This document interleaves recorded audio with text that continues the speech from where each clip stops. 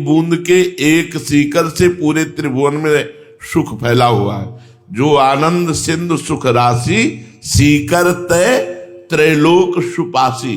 पूरे त्रिभुवन में जितना सुख है, आनंद समुद्र भगवान के एक बूंद को ऐसे ऐसे करने से जो सैकड़ों विभाग होते हैं उस बूंद के, उस एक कण को सीकर कहते हैं। एक कण के सुख में पूरा त्रिभुवन बसा हुआ है। सोचो भगवान कैसे आनंद सिंधु है। इसलिए हम त्रिभुवन का चिंतन न करके त्रिभुवनपति भगवान का चिंतन, जिसका चिंतन और विश्वास ये दो चल रहा है, दृढ़ विश्वास भगवान में और नाम जप मंत्र जप, समझ लो उसने दुनिया को जीत लिया, उसने संसार को जीत लिया। क्योंकि सब कुछ ईश्वर ही है और आपका ईश्वर का चिंतन चल रहा है, दृढ़ विश्वास ईश्वर पर, अब आपको कोई परास्त नहीं कर सकता। ऐसे भगवत सेवक में सारे सद्गुण, सारे सद्विचार, सारे सत्य संकल्प अपने आप उदय होने लगते हैं। उसके चित्त में कभी अशुभ का, असत का उदय ही नहीं होता है। सर्वथा सर्वदा नित्य नवीन नवीन उमंगे। ऐसी शोभा है निकुंज की, वाणी की सामर्थ्य नहीं है, हृदय विकल हो जाता है। ऐसी विकलता आने लगती, लगता है प्राण निकल जाएंगे। केवल वृंदावन की कुंज शोभा, उनमें विहरण करने वाले प्रिया प्रीतम की तो बात ही क्या है। वैसी शोभा प्रकट होती भाव में, एकदम बस ऐसे ऐसे हाथ होते हुए एकदम बस विकलता होती है। हा वृंदावन, हा वृंदावन, प्रिया प्रीतम तो बात ही अलग। कोटि कोटि रसना जो रोम रोम प्रति होए, प्यारी जू के रूप को न प्रमाण। जहां झनक भनक करती हुई सखियों के बीच में जुगल जोरी। अवसर मिला है। जो प्रिया प्रीतम का सेवक है, सारे सद्गुण, सारे सद्विचार, सारे सत्संकल्प उसके हृदय में अपने आप आ जाते हैं। उसके चित्त में कभी अशुभ का उदय नहीं होता, असत का उदय ही नहीं होता। वो सर्वथा सर्वदा नित्य नवम नवम आनंद उमंग में समय व्यतीत करता है। बैठा है, कोई पद चल रहा है, कोई लीला चल रही, वृंदावन की कोई शोभा चल रही, देखो तो। पर ये देखने के लिए जीवन समर्पित करना पड़ेगा। निरंतर नाम जप, निरंतर मंत्र जप। वाणी जी चतुराशी जी कभी मानसिक पूरी की है? चतुराशी जी मानसिक पूरी जोई जोई प्यारो करे से हुआ, और आज वह देखिया तो प्यारी यहां तक पूरा मन से। पूरी चतुराशी जी मन से करो। एक चतुराशी जी का पाठ मन से करके देखो। कंठस्थ पहले करो, फिर मन से करो। वाणी जी नहीं, पूरा।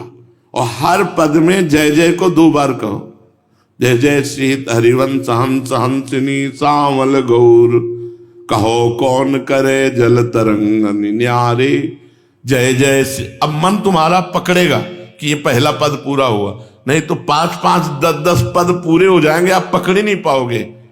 आपका पद सही चल रहा है, लेकिन 5 पद निकल गए और मन ने नहीं पकड़ा। तो मन को पकड़ाने के लिए बहुत आराम से और हर पद की समाप्ति वो 2 बार लाइन करो, तब अगले पद में चलो। तो देखो, आप देखो, एक बार करके तो देखो। मानसिक लीला में प्रवेश पाने के लिए चतुराशी जी को कंठस्थ करना अनिवार्य है और मानसिक चतुराशी जी का पाठ आवश्यक है। पूरी चतुराशी जी के लिए 2 घंटा या 2.5 घंटा चाहिए, और उसमें बोलना भी नहीं है, देखना भी नहीं है, बस पूरी चतुराशी जी चल। कभी कभी शब्द लड़खड़ा गए, अब परेशान हुए, तो चतुराशी जी खोल के देखा, हाँ ठीक है, फिर चल पड़े। अरे आप देखो तो आनंद बरस रहा है। अब हम लोग आनंद का चिंतन न करके विषय चिंतन कर रहे हैं। हमारी प्रार्थना मान लो, क्योंकि अपना जीवन आचार्य वाणी है। आचार्य वाणी जीवन है, हरिवंश के लिए है। जोरी श्री हरिवंश की श्री हरिवंश स्वरूप सेवक वाणी कुंज में बिहरत परम मनु। ये वाणी रूपी कुंज में ये हरिवंश जोरी विलस रही है चतुरासी जी के रूप में। चतुरासी जी का गायन का मतलब है निकुंज में स्थिति। छुट्टी 84 भ्रमंत, एक बार 84 जी का पाठ रोज जो करता है वो 84 लाख योनियों में नहीं जाएगा। उसके अंदर प्रेम लक्षणा भक्ति होगी और वो इन्हीं नयनों से प्रिया प्रीतम को देखेगा और शरीर पूरा होते होते सहचरी भाव से निकुंज में जाएगा। छुट्टी 84 भ्रमंते निर्खय जुगल किशोर, निर्खय जुगल किशोर भोर अरु रैन न जाने, पिए रूप रस मत भयो कछु मन नाने, प्रेम लक्षणा भक्ति होए ही आनंदकारी, अरु वृंदावन वास सखी सुख के अधिकारी। कुंज महल की टहल सुख दंपति संपत्ति पाई है, जैसी रूप लाल हित प्रीति सो जो 84 गाई है। 84 जी निज मंत्र और श्री जी की सेवा, यही हमारा जीवन है। हमें जो प्रिया प्रीतम का मार्ग मिला है, हमारे मार्ग में श्रीमद 84 जी। देखो सेवक जी महाराज कह रहे हैं, सेवक शरण सदा रहे अनत नहीं विश्राम, कैवाणी हरिवंश की कै हरिवंश ही नाम। या तो वाणी जी चल रही या तो नाम मंत्र चल रहा है। सेवक शरण सदा रहे अनत नहीं विश्राम, कै वाणी हरिवंश की कै हरिवंश ही नाम। या तो वाणी जी चल रही या तो सेवा में हम निज मंत्र जप करते हुए, शरणागत मंत्र जप करते हुए, नाम जप करते हुए। अब वर्षों से ऐसा संयोग बन रहा है कि जहां हम खाली होते हैं तो मंत्र में या 84 जी में, बस दो ही चीज हमारे पास रह गई, निज मंत्र 84 जी। कभी हम ऐसे खोल के और ग्रंथ देखने या और कुछ, क्योंकि ये समझ गए कि सेवक वाणी का फल है निज मंत्र और 84 जी। सेवक वाणी निज मंत्र और 84 जी को पुष्ट कर रहे। तो अब केवल दो ही जीवन में रह गए, निज मंत्र और 84 जी। जब बैठे तो मंत्र चल रहा है या 84 जी, शौच स्नान में राधा वल्लभ श्री हरिवंश नाम। ये हम इसलिए खोल के बता रहे हैं कि आपको यही जीवन बनाना है। और जब 84 जी चलती है तो हम इशारे से बात करते हैं। अगर कोई बात हुई तो इशारे से कर दिया, नहीं हुई तो हटा दिया। बस उस समय 84 जी के समय कोई बात होगी तो चल ही नहीं पाएगी ना 84 जी। और मन से 84 जी चलानी। एक बार 24 घंटे में मन से पूरी 84 जी जो करेगा वो आप देख लो उसका फल क्या होगा। हम जो कहें उसको मान लो। प्रवचन का मतलब होता है आचरण में सुनकर के उतारना। हर दिन एक बार 84 जी मानसिक करो, वो समय तुम देख लो। कार्य करते हुए कुछ कर पाओ तो कर लो। शौच स्नान करते समय कुछ पद हो जाएंगे, कुछ समय शयन के समय हो जाएंगे, ऐसे कर लेते हैं। अब जैसे अपने हैं तो कभी 25 पद कर लिए, आजनी की बनी श्री राधिका नागरी, दिमाग में बैठा लिया 25 पद हो गए। अब कोई और सेवा हुई तो कर लिया, कार्य कर लिए, फिर शुरू किए आजनी की बनी श्री राधिका नागरी से ही फिर शुरू किए। अब चले गए 58 पद, प्रथम यथामति प्रणवों श्री वृंदावन तीरम में छोड़ दिया। फिर आज हुआ देखिए तो प्यारी, वहां तक पहुंच गए।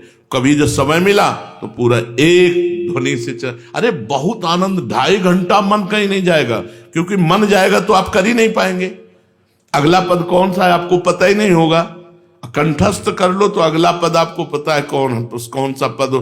बड़ा आनंद है, आनंद के लिए ही तो यार चल रहे हो। 84 जी का और निज मंत्र ही 84 जी है, 84 जी ही निज मंत्र है। हमारी बात मान लो। संपूर्ण निज मंत्र का अर्थ 84 जी 42 लीला और जितने रस ग्रंथ है सब वो है।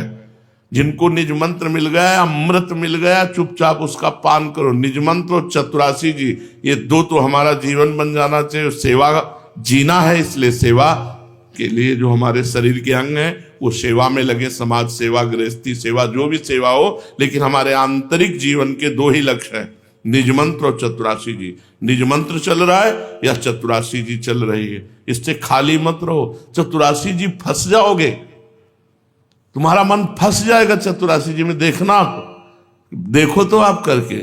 जहां कभी झांक, इंजीनियर हैं, पढ़े लिखे हैं, सब व्यवस्था है, इतनी चिंता, इतनी परेशानी। लोग इनको देख रहे होंगे कि 20 गाड़ी इनके पीछे चल रही, इतना फोर्स चल रहा है, बड़े सुखी होंगे।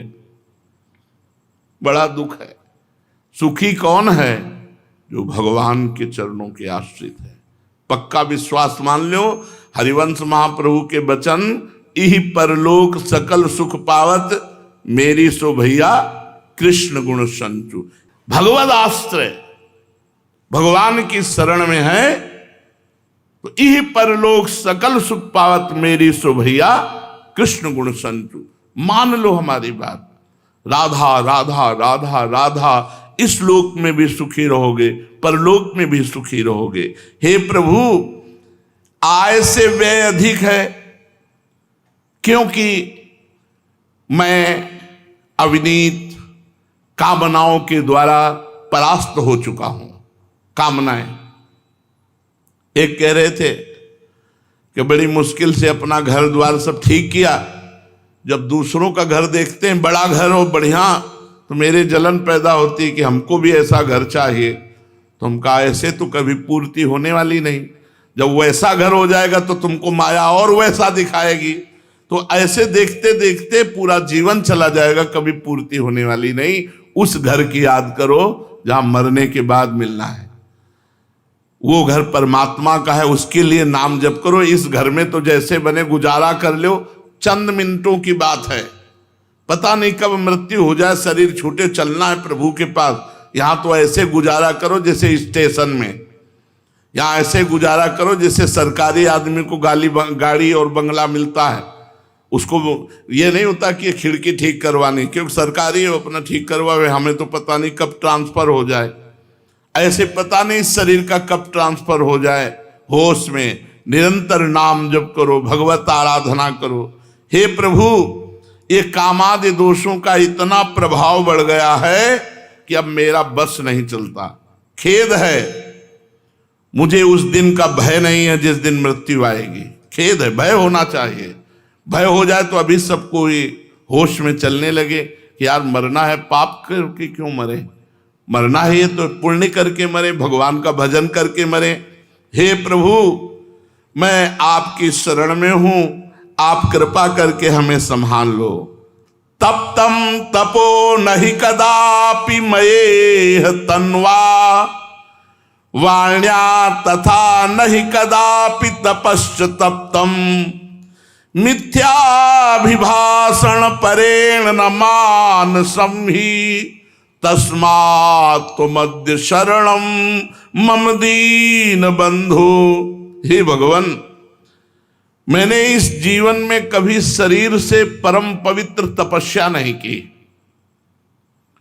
भूख प्यास सहना, तीर्थों का अवगाहन करना, परिक्रमा करना, समय से उठना, स्नान करना, त्रिकाल स्नान करना, कोई तपस्या नहीं की। एक कल कह रहे थे कि हमने आपके प्रवचन में सुना धाम जाना चाहिए तो एक दिन व्रत रहना चाहिए। तो हम तो 12 बजे तक रह पाए, फिर इसके बाद जा करके बिहारी जी की गली में डट के वो हमसे तो नहीं रहा गया। आप कहते हो एक दिन, अरे यहाँ कई कई दिन भोजन क्या कुछ नहीं मिला गंगा जल के सिवा। भगवान के चरणों का आश्रय लेकर तप किया जाता है, कष्ट सहा जाता है तो पाप नष्ट होते हैं, तब सुख प्राप्त होता है। बोले जीवन में कभी शरीर से तप नहीं किया और कभी सत्य नहीं बोला, असत्य भाषण प्रिय लगता है। अब तो ये बात ही नहीं रह गई कि सत्य बोलना है, वाणी में ये शासन ही नहीं रह गया कि सत्य भाषण करना है। जिसको देखो झूठ बोल रहा है, जिसको देखो सब झूठा ही लेना, झूठा ही देना, झूठा ही भोजन, झूठ चबेना। आओ प्रसाद पा लो, नहीं पाया है और बिल्कुल नहीं पाया। झूठ बोलना, ये नहीं कि अभी पाया तो नहीं लेकिन यहां नहीं पा सकते, घर में पाएंगे जाके। सत्य बोलो, क्या चला जाएगा।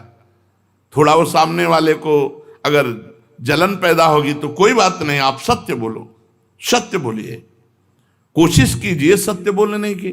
मोबाइल से तो बहुत है झूठ बोल रहे हैं, जरा सी बात में कि हम आपसे मिलना चाहते, बोले इस समय तो नहीं मिल सकते, इस समय तो हम छठी करा में हैं, इस समय तो हम अमुक जगह हैं, और हैं वही बगल वाले घर में और झूठ बोल रहे हैं।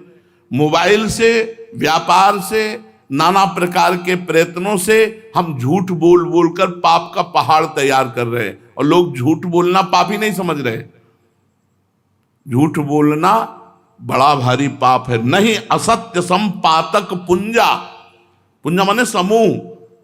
तो कह रहे प्रभु शरीर से कोई तप नहीं किया और वाणी से झूठ बोलने में लगे हैं, तो वाणी का तप नहीं हुआ।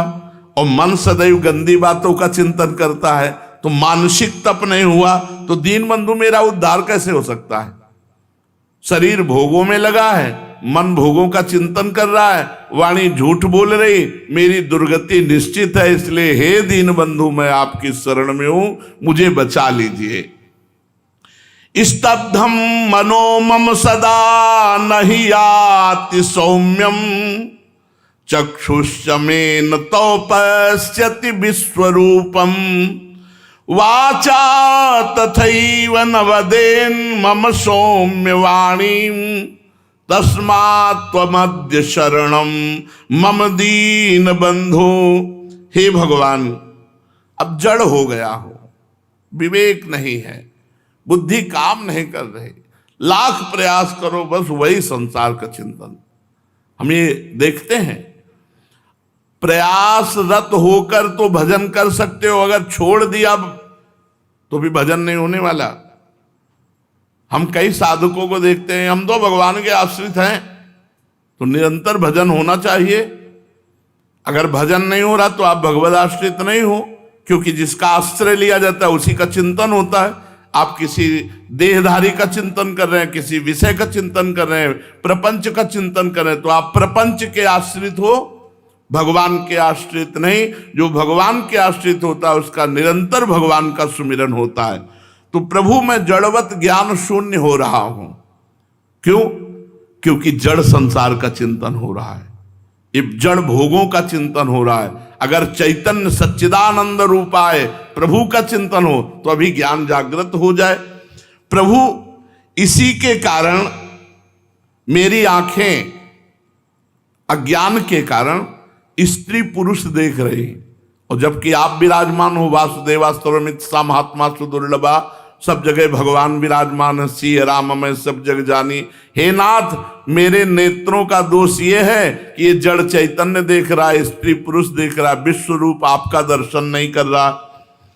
और मेरी जिह्वा कभी आपके नाम जप में नहीं लग रही, आपकी लीला गायन में नहीं रही। अमृत में जो भगवान के पावन चरित्र हैं, गायन करने से बहुत जल्दी हृदय पवित्र होता है।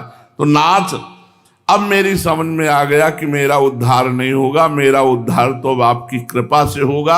हे दीन बंधु मैं आपकी शरण में हूं। प्रभु सत्वम न मे मनसियाति रजस्तमोभ्याम विद्धे तथा कथमहो शुभ कर्म वार्ता साक्षात् परम परतया सुख साधनम तत् तस्मात् त्वमद्य शरणम मम दीन बंधु। प्रभु ये त्रिगुणमयी माया जैसे सबके हृदयों को घसीटे हुए, ऐसे मेरे हृदय को भी विद्ध किए हुए। कभी सत्वगुण, कभी रजोगुण, कभी तमोगुण। सत्वगुण तो कभी कभी आता है, कम समय के लिए आता है, लेकिन रजोगुण और तमोगुण ये मेरे हृदय में छाया हुआ है। और जहां रजोगुण और तमोगुण है वहां निद्रा, आलस्य, प्रमाद और भोग वासनाओं की केवल बातें रहेंगी और कोई बातें नहीं। खाओ पियो भोगो सो जाओ, भजन साधना ये सब बातें नहीं रहती रजोगुण तमोगुण में। प्रभु सतोगुण टिक ही नहीं पाता, क्योंकि आहार सतोगुणी हो तब तो टिक पावे। आहार रजोगुणी और तमोगुणी है, प्रायः अशुद्ध भोजन होता है। कोई होटल हो शुद्ध हो भगवान जाने, नहीं तो तुम्हारे सामने बढ़िया साफ स्वच्छ आता है, लेकिन जब प्लेटें धोई जाती हैं तब देख लो। जहां भोजन बनता है वहां की अपवित्रता देख लो, जो भोजन बनाते हैं उनको देख लो, पसीना में लथपथ हैं, ऐसे खजुलाए वही पसीना वाले हाथ से, तो ऐसे रोटी और तंदूरी बोले क्या बात है। तो वहां जब सामने आई तो क्या बात है,